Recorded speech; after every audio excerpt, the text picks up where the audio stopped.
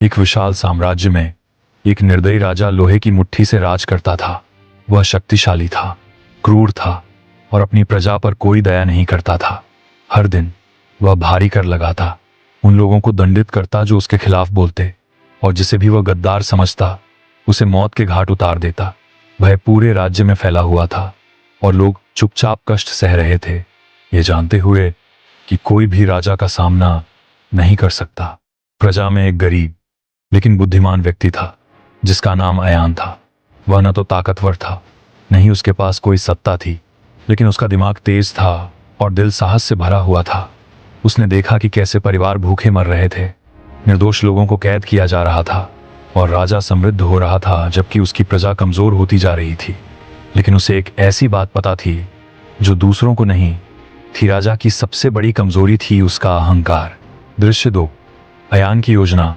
अयान जानता था कि राजा का सामना करना आत्महत्या होगी।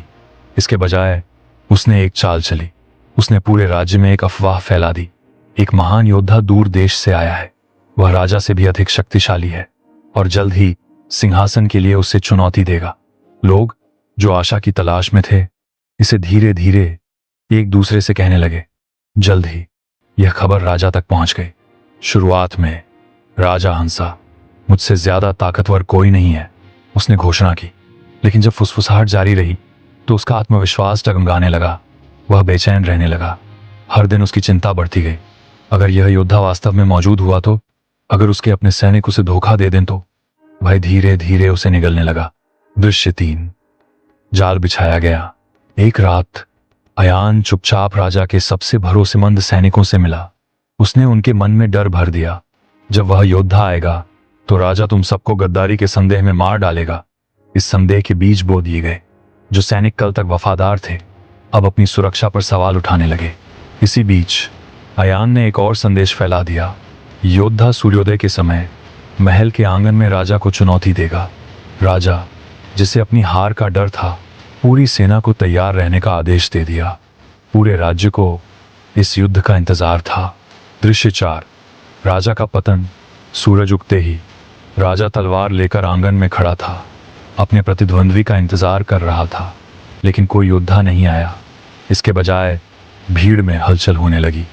सैनिकों ने एक दूसरे की ओर अनिश्चित नजरों से देखा। क्या राजा डर रहा था? क्या अफवाह सच थी? माहौल तनावपूर्ण हो गया। फिर अयान भीड़ के बीच से आगे बढ़ा और बोला, देखा आपने, राजा पहले ही हार चुका है। उसे उस आदमी से डर लग रहा है जो मौजूद ही नहीं है। यह सुनते ही हंसी और कानाफूसी पूरे राज्य में फैल गई। राजा के अपने सैनिक हिचकिचाने लगे। अगर उनका शासक कमजोर था तो वे उसके लिए क्यों लड़े?